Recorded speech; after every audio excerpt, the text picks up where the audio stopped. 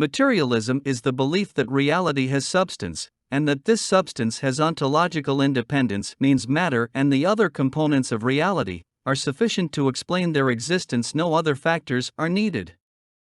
The claim that reality is sufficient to explain itself is what we mean by ontological independence. It may appear to be a small thing to deny God.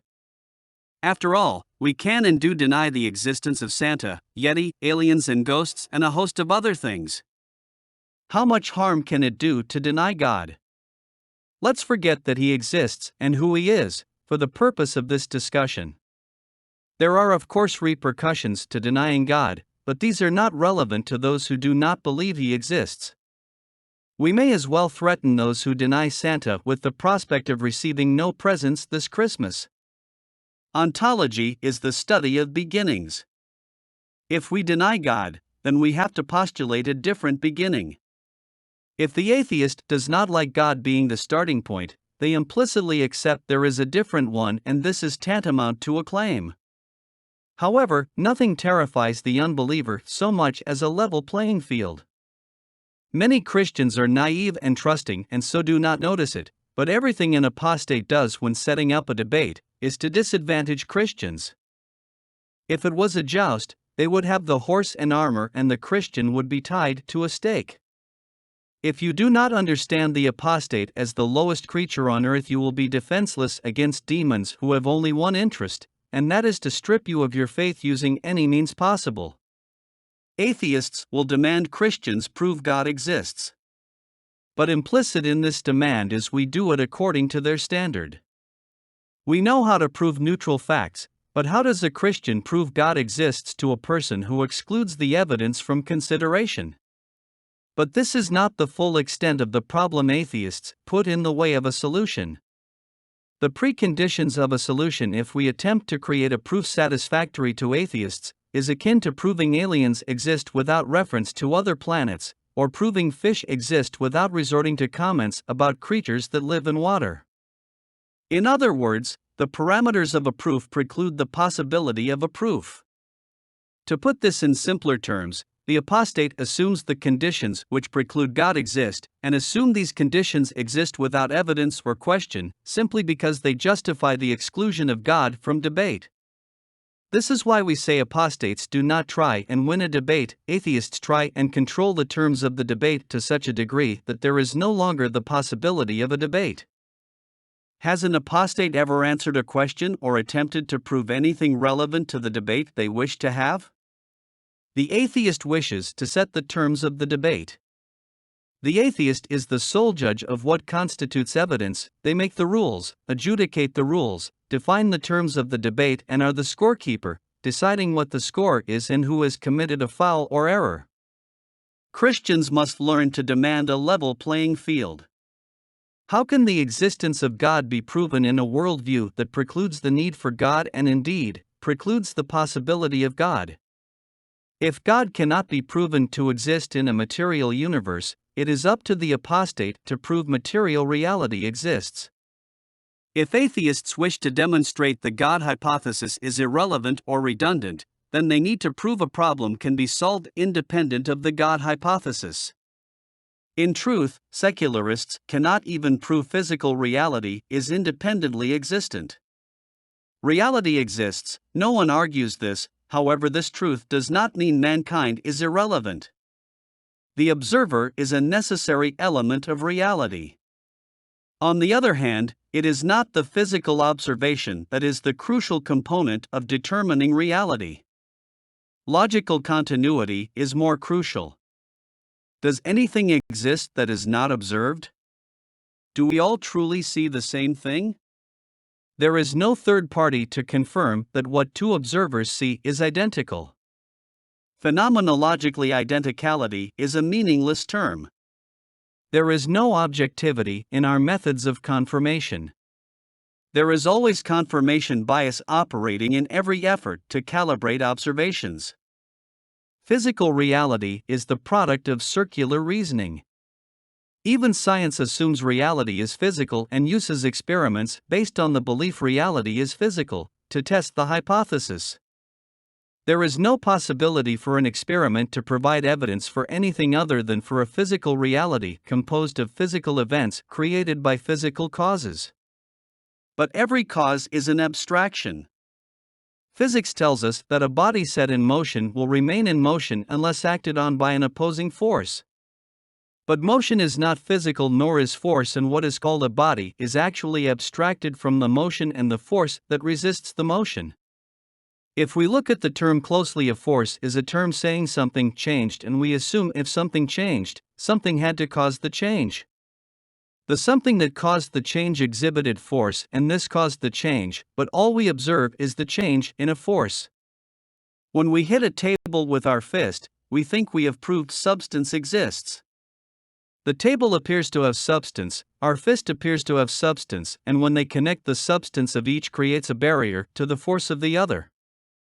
There is resistance displayed by the substances of both table and fist. But modern people know there is nothing in the interface of fist and table but empty space.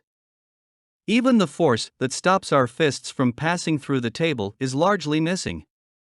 But even if we acknowledge the existence of force, force is more metaphysical than it is substantial. The car is real and physical. The force it exerts on the road is ephemeral. But the car is the force it exerts on the forces that compose the environment. All there is are insubstantial forces acting on one another. Be that as it may, we still have the laws of physics. We know that a body at rest will remain at rest until acted upon. It is logical that this would be so, but there is nothing about a body at rest that indicates it will not spontaneously move. There is nothing about a body in motion that ensures it will stay in motion until acted upon by an opposing force. For all we know, all the air in the room will move to the further corner and we end up suffocating from a lack of oxygen in an open area. Logic gives us certainty, logic gives us faith, but empirical observations never do. There are in fact two theories of knowledge or two ways of seeing reality, and while these two realms can correlate at the surface, they are not compatible when it comes to fundamentals. Secularists have no choice but to be empiricists and to assume all we know about reality is arrived at through the five senses. Empiricism is a way to buttress and substantiate what the body and its physical senses tell us is true.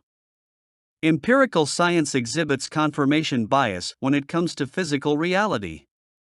It cannot do tests to see if metaphysics has a truth component, because empiricism is blind to metaphysical events.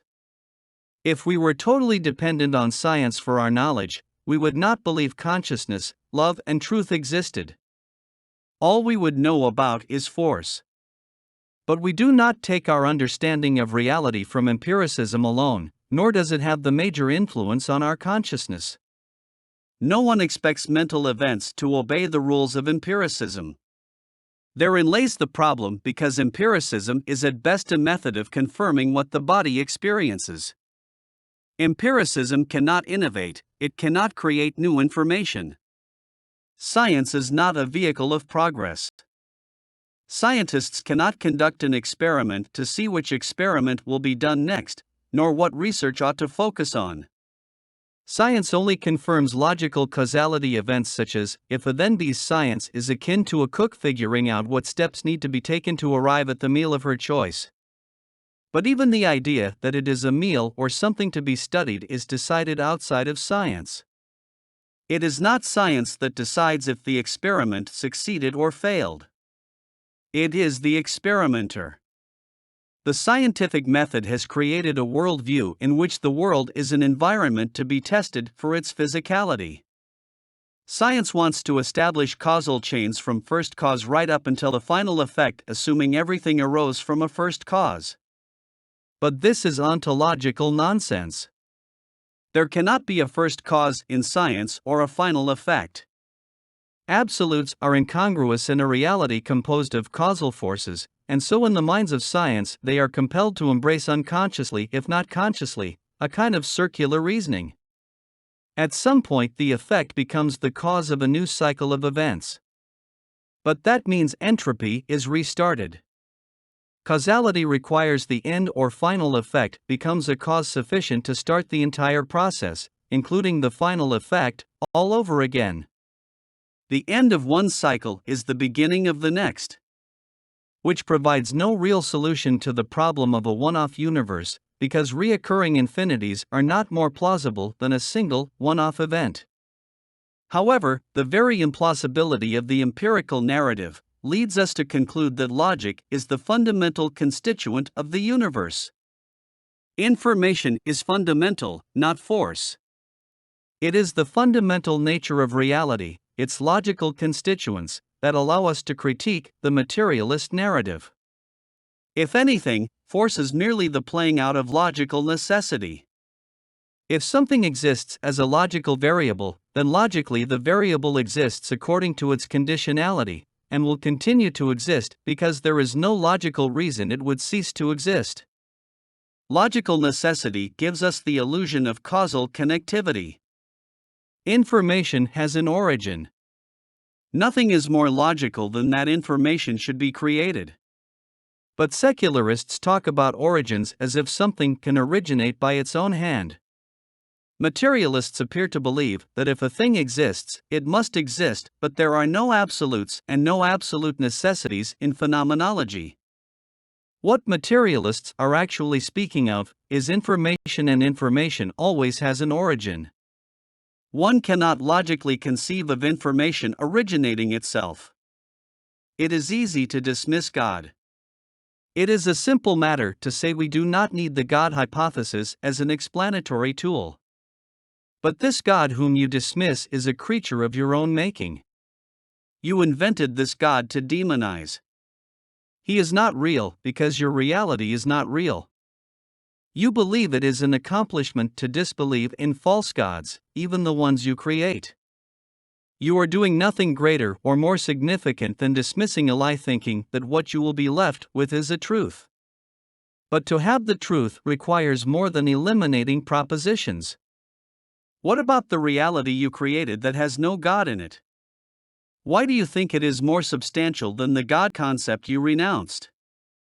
At some point you need to build, and you need to ask yourself how sound is the foundation you are building on? The information that composed the God you denied originated with you. No one believes in the God of your narrative. We do not believe in a God which can be denied. Our God is omnipresent. If you deny him, this is not the God of our truth. God originates truth. Even you need a source of truth, and where do you find this? Not in your mind or in science. No scientist will claim what he or she establishes is anything more than a probability or conditional truth.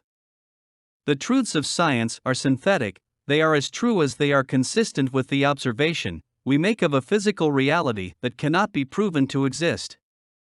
There is no way to know if reality is physical or if our observations are anything more than mental events.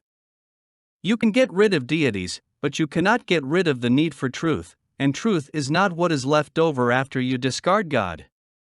To claim God is not needed leaves you with a reality that has no ontological foundation. If you eliminate what is true, you end up with a reality whose origin is no longer logical or provable. Once you have eliminated truth, you cannot get it back by following lies.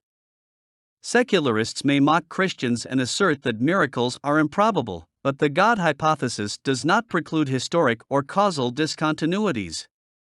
Christians are permitted to introduce new information into the discussion. Whatever an atheist wishes to work with must be present at the outset.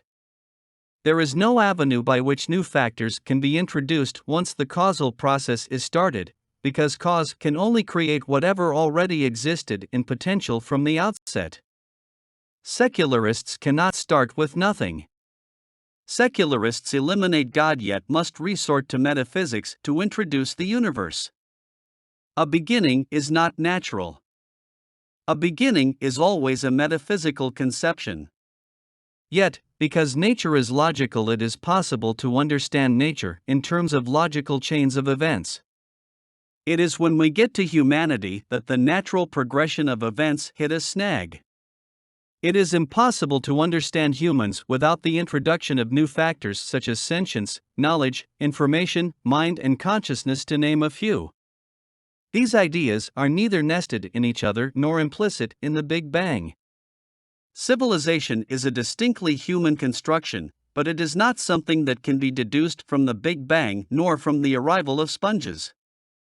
There is no force in nature that causes or gives rise to intelligence. Language and information are not caused to occur by random events.